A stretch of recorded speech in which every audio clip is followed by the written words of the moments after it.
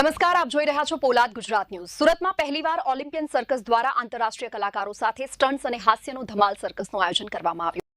ભારતમાં પહેલીવાર Olympian circus દ્વારા સુરતમાં આંતરરાષ્ટ્રીય સર્કસ કલાકારો સાથે જબરદસ્ત સ્ટન્ટ્સ અને હાસ્યના રસથી ભરપૂર સર્કસનું આયોજન કરવામાં આવ્યું। આંતરરાષ્ટ્રીય circus festival Olympian circus open ground VR મોલની સામે સુરત ઓલિમ્પિયન સર્કસ પ્રેઝન્ટ્સ કરે છે। ઇન્ટરનેશનલ સર્કસ ફેસ્ટિવલી નવા વર્ષના સૌથી મોટા મનોરંજન કાર્યક્રમ માટે તૈયાર રહો। મંગોલિયા, ઉઝબેકિસ્તાન, પૂર્વ આફ્રિકા, મેક્સિકો, રશિયા, ઇથોપિયા અને ઘણા વધુ પ્રદેશોમાંથી અદ્ભુત પ્રતિભાઓનો અનુભવ કરો। દરેક પ્રદેશ તેમની જીવંત સંસ્કૃતિ, અદ્ભુત કુશળતા અને શો સ્ટોપિંગ કલાત્મકતા દર્શાવે છે।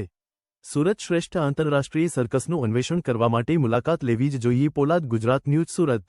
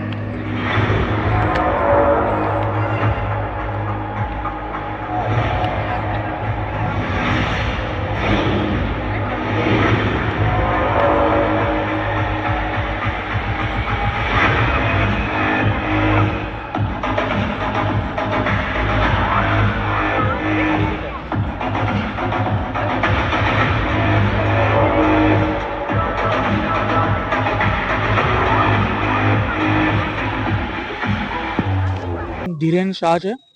આ વખતે અમે તદ્દન નવી રીતે ફોરેન આર્ટિસ્ટ સાથે ઇન્ટરનેશનલ સર્કસ ફેસ્ટિવલ લઈને આવ્યા છે, જેમાં તમામ આર્ટિસ્ટો ફોરેનના છે અને જે એક્ટ આપણે ટીવી પર ઇન્ડિયન આઇડોલમાં કે અમેરિકાઝ ગોટ ટેલેન્ટમાં અને ઇન્ડિયાઝ ગોટ ટેલેન્ટમાં જોઈએ છે એ એક્ટ આપણે અહીંયા લઈને આવેલા છે।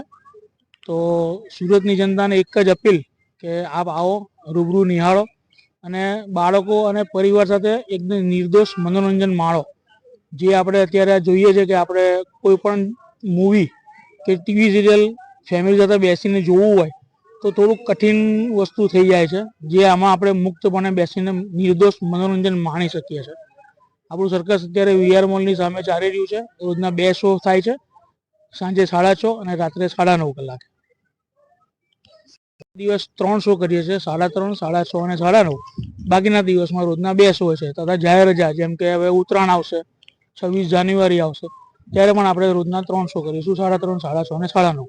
ટિકિટ બુકિંગ માટે બુક માય શો પર ઓનલાઈન બુકિંગ ચાલુ છે અને સવારે 10 વાગ્યા પછી ફિઝિકલ ટિકિટ આપણને અહીંયાથી સ્થળ પરથી મળી જશે। સર્કસની અંદર એવું તો શું છે કે પબ્લિકના આકર્ષણ માટે આવી શકે? સર્કસ માટે એવું છે કે તમે હવે છેલ્લા મેં 2 વર્ષથી સર્કસ ફરી પાછા સુરતમાં ચાલુ કર્યા છે। છેલ્લા 10 વર્ષથી સુરતમાં સર્કસ બંધ હતા। સર્કસ એક એવી વસ્તુ છે કે છેલ્લા 25 વર્ષથી એનિમલ પર પ્રતિબંધ આવી ગયો છે, ગવર્મેન્ટે બેન મૂક્યું છે અને તમારે સર્કસ ચલાવવું હોય તો તમારે દર વખતે નિત નવીન પ્રયોગો કરવા પડે તો લોકો તમારા પ્રત્યે આકર્ષાય છે। ગઈ વખતે આપણે સર્કસ લાવેલામાં આપણે ઇન્ડિયન આર્ટિસ્ટ લઈને આવેલા, આ વખતે આપણે ફોરેનના આર્ટિસ્ટ લઈને આવ્યા છે। એટલે આવી રીતે નીત નવા અખતરાઓ તમે કરો તો પબ્લિક તમને રિસ્પોન્સ આપે।